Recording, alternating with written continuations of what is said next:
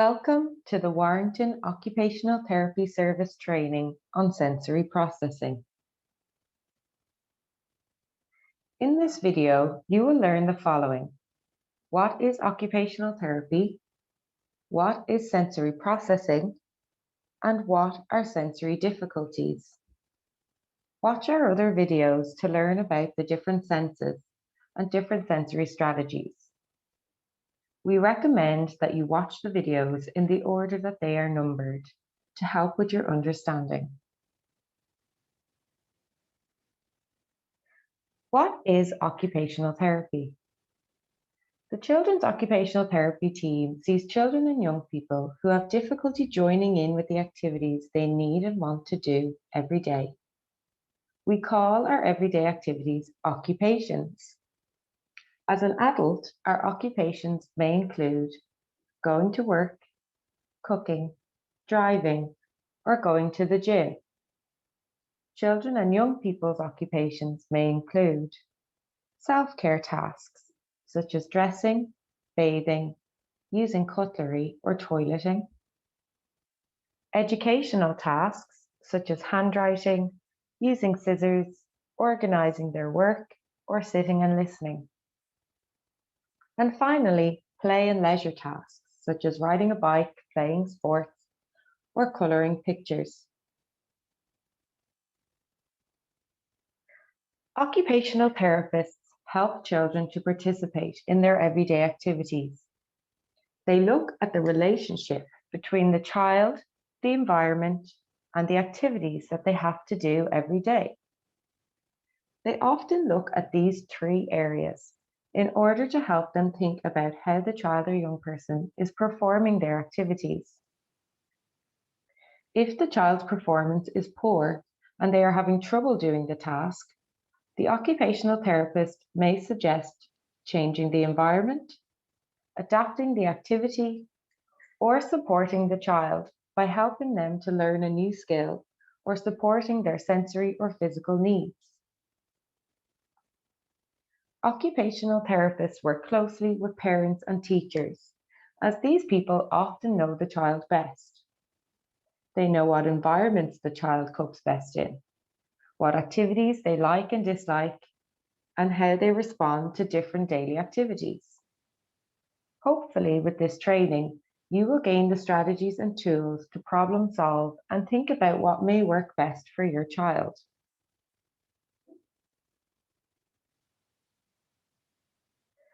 What is sensory processing? Sensory processing is the way we get information from our senses and what our brains do with this information. I will use this diagram to explain the process. First, we receive the sensory information through the senses. In this picture, the ear is receiving an auditory message. For this example, we will use the example of a fire alarm. This auditory message travels to the brain, and the brain registers the message and starts to process it and make sense of it. For the fire alarm, you may think, oh, there's a loud noise. What is that? Then the brain organizes this information.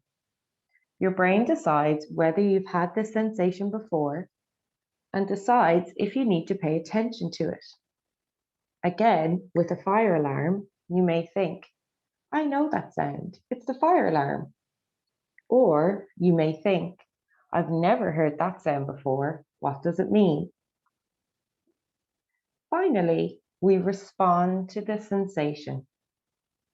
We could respond with movement, communication, or by interacting with the environment. For the fire alarm, your response may be to calmly walk out of the building, or you may put your hands over your ears and run away in a panic. How your brain processes the message will affect your response. This process happens so quickly that we don't really think about it. With one sensory message, such as the sound of the fire alarm, we can break the process down and see how sensory processing happens. However, It's not that simple. Our bodies are constantly taking in lots and lots of sensory information from the environment and from our bodies. Think of the room you are in now. What sensory information is your body receiving? The sound of my voice, the noise or hum of the fridge, the feeling of the clothing on your skin, the rumble of hunger in your tummy, the feeling of your feet on the floor. Our brain processes all of these messages and decides which messages are important and which messages to ignore. When the brain can't process all of this information at the same time, it can be like a traffic jam in your head. There can be too many messages coming in quickly from all directions, and it's difficult to make sense of them all. If the messages are misinterpreted, then we can respond in different ways which may appear inappropriate. For example, your child may have a meltdown over something which seems very small, such as the feeling of their socks on their skin in the morning. However, that one stimulus may be the one which causes the traffic jam to crash and for your child to feel overloaded. When talking about sensory processing difficulties, there are some important things to consider. Sensory processing disorder, or SPD, is not recognized as a diagnosis on its own in the UK. You might read about it in books or on websites based in other countries. However, sensory processing difficulties are listed as a symptom of other conditions, such as autism, ADHD, or developmental coordination disorder. Another important thing to consider is that sensory likes and dislikes are not always problems. We are all different, so it makes sense that our brains will process information differently. This means that we all have different sensory likes and dislikes. For example, some people love the taste of coffee, but others hate it. Some people love roller coasters, but they make other people feel sick. And some people love to go barefoot in the house, and others don't.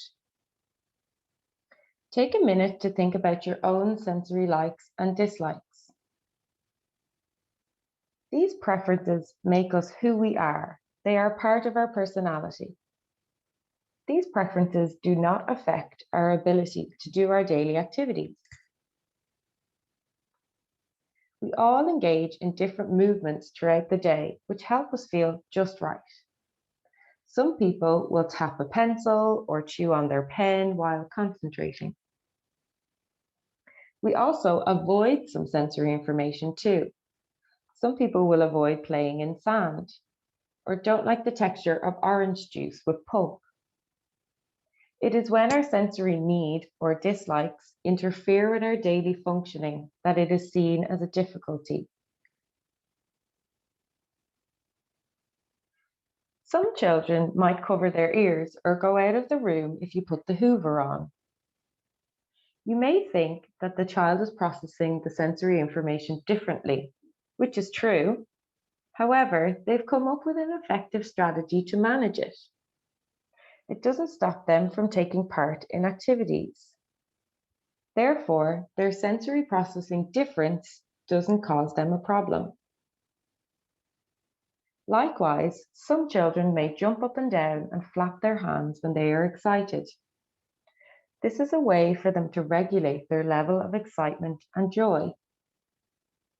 This does not stop them from taking part in activities. Again, their sensory processing difference doesn't cause them a problem. So what are sensory difficulties? Sometimes the way we process information stops us from doing something we want or need to do. This is described as a sensory difficulty. Sensory difficulties can affect how a person engages in self-care tasks, play activities, learning activities, and can also affect relationships.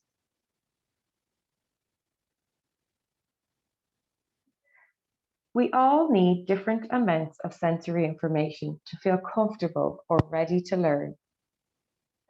We use our different sensory likes and dislikes to help keep our system balanced throughout the day.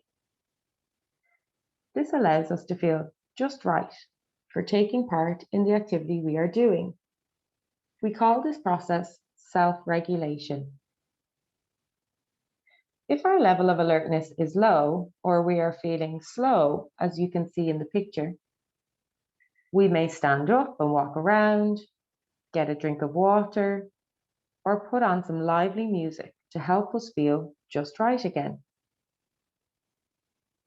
If our level of alertness is high, or we are feeling fast, as you can see in the picture, we may turn off the music, have a crunchy snack, or snuggle under a blanket to help us to relax and feel just right again.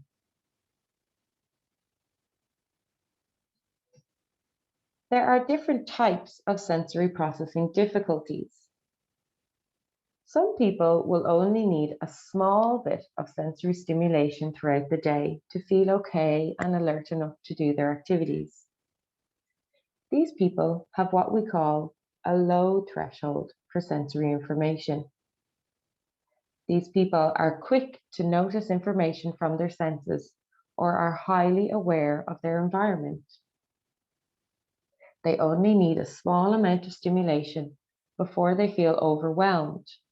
For example, a light touch from someone causes them to be upset, or getting their nails cut or hair brushed is difficult. This would mean that they have a low threshold to the touch sense. Other people need lots of sensory stimulation before they can register and feel the sensation. These people have high thresholds. They may not notice sensory information around them. These people often seek extrasensory input in order for them to register and feel the sensation. For example, a child who is always on the go and can't sit still. This would mean they have a high threshold to movement. You may notice that your child seems scared of loud noises one day, however, is fine with the same loud noise the next day. This is very common. Our thresholds and ability to manage sensory stimulation can change from hour to hour and from day to day. Our senses and levels of alertness are often affected by stress, illness, and feeling tired. This is why you might like the radio on in the kitchen one day, but when you're feeling stressed and trying to do something which requires attention, you may turn off the radio. Your level of stress and tiredness has made your senses become more sensitive.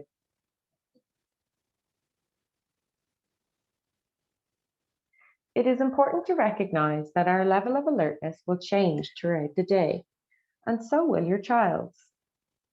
You may notice that your child appears stressed and anxious before going to school, or that before bedtime they find it very difficult to settle and go to sleep. Being aware of your child's level of alertness will help you begin to realize when your child may need more support from you and more support to self-regulate. Remember, you know your child best and will already know lots about their sensory likes and dislikes. Take some time to sit and think about what your child likes. What calms them down? What makes them anxious or upset? All of these clues will help you to support your child's sensory needs and levels of alertness. Have a look at our other short videos on the sensory systems and sensory strategies for more information.